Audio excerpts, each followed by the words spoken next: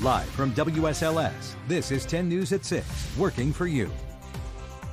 Virginia is under a state of emergency for winter weather. Good evening and thanks for joining us for 10 News at 6. I'm Lindsay Ward. I'm John Carlin. Right to your weather now. Last night and then this morning's icy conditions, just a taste of what's to come tomorrow.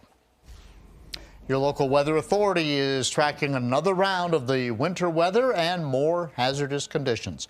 Chief Meteorologist Jeff Hanowitz joins us now. So, Jeff, when's the next round going to start? Tonight, and it's going to last into Saturday, likely ending for us Saturday evening. Now, I want to show you that we are seeing some patchy freezing drizzle, light freezing rain, really from Grayson County out east into parts of Henry County, with areas near Mount Rogers just seeing a few rain showers. But this is just a small little taste of what's to come here as we head later into tonight. Your evening planner showing that we could again have a little bit of freezing drizzle, patchy freezing drizzle, especially along the North Carolina-Virginia border. Outside of that, though, temperatures are going to stay pretty steady right around the freezing mark. Want to show you the regional view, and you'll notice that we do certainly have more precipitation, more mainly rain in areas south of us, and all that's going to lift to the north here over the next about 12 to 24 hours and certainly be a huge player in our weather. We do have winter weather advisories going into effect 9 p.m. Friday for areas in purple, areas in pink. That's where we have winter storm warnings. Again, these go into effect at 9 p.m. tonight, scheduled to expire at noon on Sunday. Notice Lynchburg and Southside with the winter storm warning, Highlands, New River Valley with the winter weather advisory. Looks like most of this ice, the highest amounts of ice, going to stay east of the Parkway. We're going to see, I think, the worst of the weather from roughly 3 a.m. through about 8 or 9 p.m. on Saturday. So we're going to have about a 14 to 18 hour window to pick up on this nasty weather. And then as we head into later Saturday night, say after 9, 10 o'clock, we're going to turn drier, but it's still going to be slick outside. Icy impacts, no doubt. We're going to have a 1/10 of an inch to about a third of an inch plus in areas east of the Parkway. So again, Lynchburg, Southside going to see the most amount of icing. Avoid all travel if possible. You don't want to be on the roads tomorrow. And as far as power outages are concerned, the highest chance will be in areas east of the Parkway, where, of course, you see more icing. John, Lindsay. All right, thank you, Jeff. As we prepare for this icy weather, don't forget to clean off all of your car. This is what happened in Henrico County after a chunk of ice flew into the windshield. Meanwhile, this second dose of icy winter weather could cause a lot of power outages. 10 News reporter Tim Harfman is live in Appomattox County tonight. And Tim, has it been a major issue so far? John, Appalachian Power tells us for the most part, so far so good. Now take a look at this map we have. This was from about an hour ago. You can see the blue arrows indicating 1 to 10 customers out of power in those areas. Obviously, APCO is most concerned about the weekend. A spokesperson tells us their crews and trucks are ready to go. Everybody that is an employee or contractor is on alert, which means that they know once they get that notification, they head out. Teresa Hall recommends Appalachian Power customers sign up for their email and mobile app alert systems. She also says you should have supplies ready at home, including vehicle chargers for your mobile devices. Another important thing she says you should have patience, as it could take crews longer to restore power in your areas when roads and walkways are slippery. Live tonight in Appomattox County, Tim Harfman, 10 News, working for you. And when we're not on the air, get the latest by downloading the WSLS 10 weather app to get alerts sent straight to your phone. Carillion says no matter what the weather, it's ready to have its mass vaccination clinic this weekend. If people are a little bit late, that's okay. We still want them to show up. Today, more teachers were vaccinated as the countdown to Governor Northam's in-person learning deadline gets closer. 10 News reporter McKinley Strother shows us the new CDC guidelines on how to make that happen. The long-awaited guidelines from the Centers for Disease Control on reopening K-12 schools are here. They offer a 4-zone approach: blue, yellow, orange, and red. Systems with a low community spread of coronavirus, so 0 to 9 new cases per every 100,000 people in the past 7 days, are blue. Those with moderate transmission, 10 to 49 new cases, are yellow. Both are encouraged to consider fully reopening.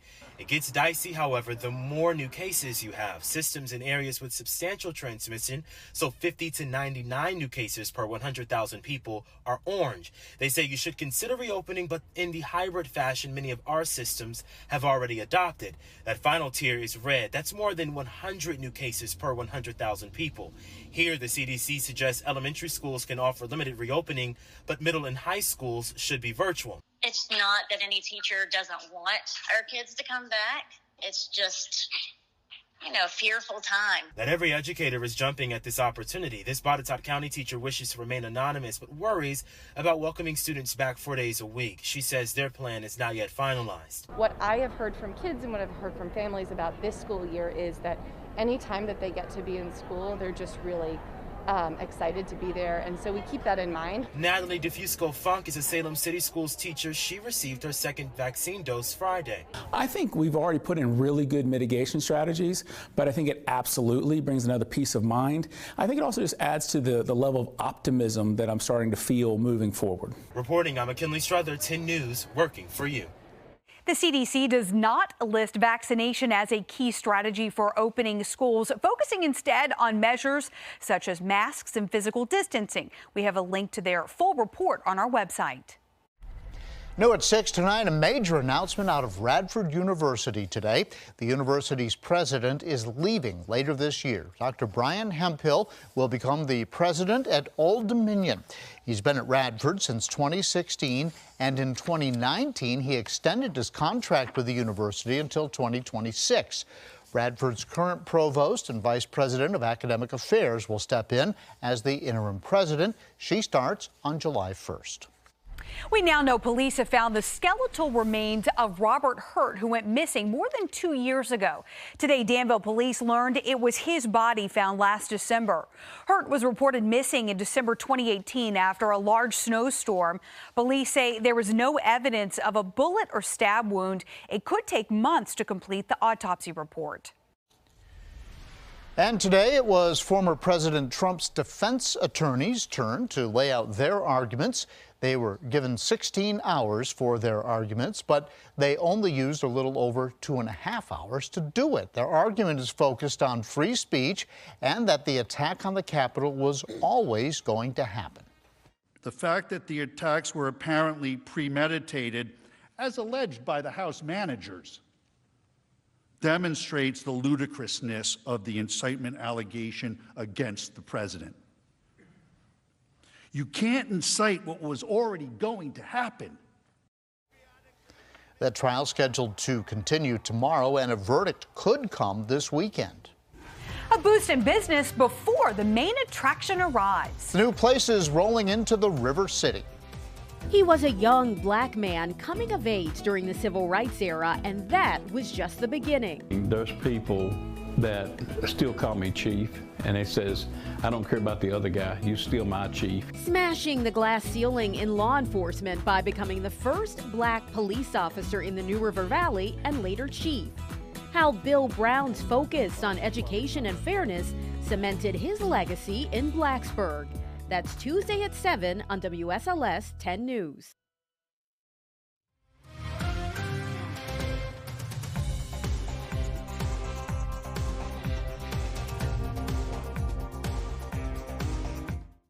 We are still a few years from a casino coming to Danville. But the city is already seeing a boost in business. Red Crab opened with long lines, serving up seafood cuisine this week. Caesars Entertainment plans to open that casino in 2023, and that's one of the main reasons the restaurant wanted to open now. The more stuff that we bring to Danville, the better Danville will be. So, and then maybe with the casino coming, it's going to bring a lot more stuff. Chamber of Commerce says it has seen an uptick in new small businesses. They plan to see the numbers grow as the casino attracts more attention. The Commonwealth's longest marriage from a couple right here in our community. The promise he made more than 80 years ago. We may have some drizzle and patchy drizzle across parts of the New River Valley. You're looking at a live picture from our Virginia Tech Skycam. Also a good amount of fog across the New River Valley. We'll, of course, let you know how much ice you're going to see here over the next 24 hours or so coming up. A special love story for you just before Valentine's Day in your Feel Good Friday. It just happens to belong to Virginia's longest married couple. Last year, we introduced you to AJ and Lily Reeves from Franklin County. At the end of January, they celebrated 80 years of marriage. Yeah, their family shared a sweet video of AJ telling the story of how they met when they were kids and what AJ said to Lily's mom. Zach said to her, "Sure have another pretty girl there, Miss Dora." She said, "Thank you." And he turned around to me and said, "Jay, you gonna wait on her, ain't you?" I said, "Yeah." That's the truth. I know I had no idea that was going to turn out that way. But it turned out that way. And as we were working on getting this piece together, their granddaughter told us AJ passed away this week at 106 years old. With the family's blessing, we wanted to share this milestone. They say this is a time that they're taking to celebrate his long life and making it to their 80th anniversary. And the couple, by the way, has 2 children, 3 grandchildren, 10 great-grandchildren, and 2 great-great-grandchildren. Your local weather authority, always watching and tracking for you from the JES Weather Center.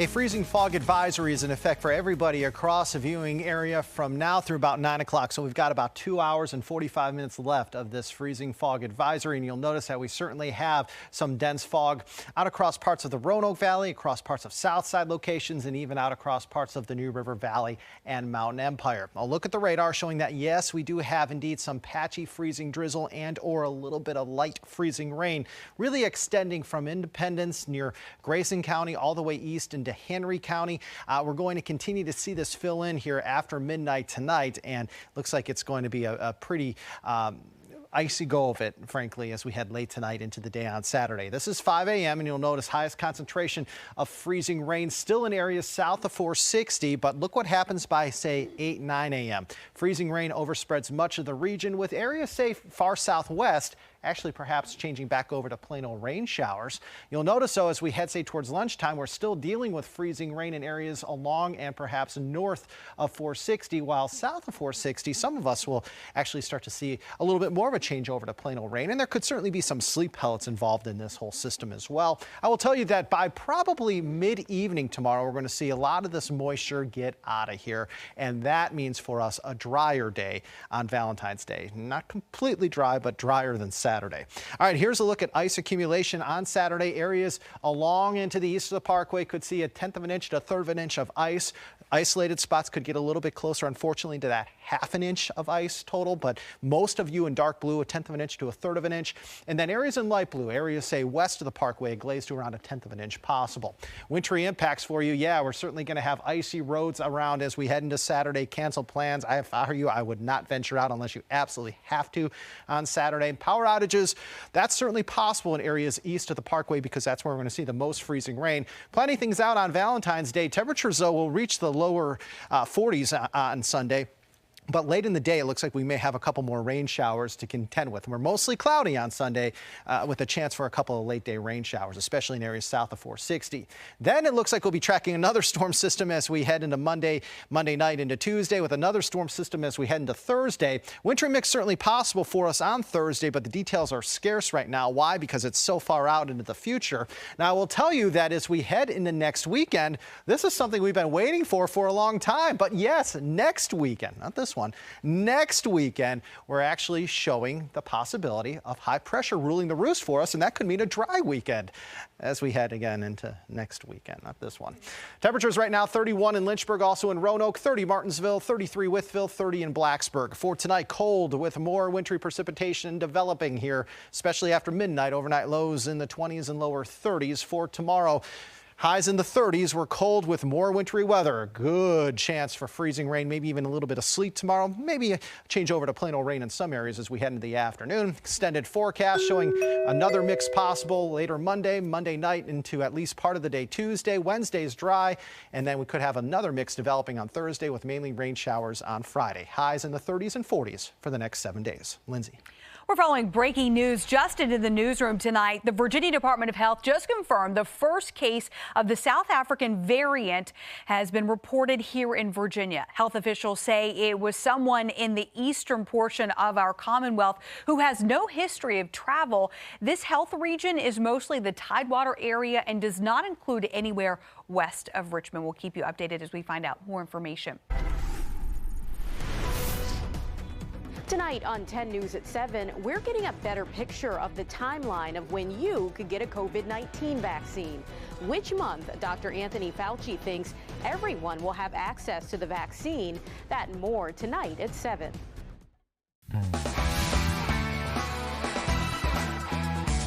We always got to push.